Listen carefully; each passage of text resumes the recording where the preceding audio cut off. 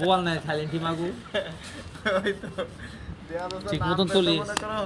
দুইটা ফেটে নামবে ওই অবস্থায় নামলে তো এর অবস্থা খারাপ হয়ে যাবে না হুম মাছ চাইছিয়ে যাবে মাছ থাকবে না 2 লাখ মাছ ছাইরা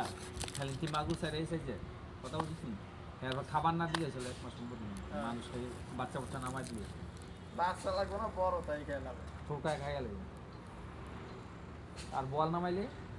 বোয়াল না বলে তো কোনো কথা নেই বড়দের দাঁত বলের খিদা লাগে ওটা বলের দাঁত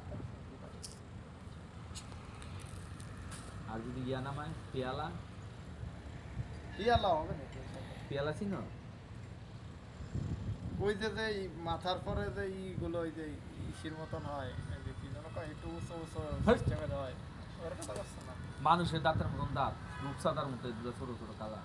পেয়ালা মাছ যেটা মানুষ কামড়ায় খায়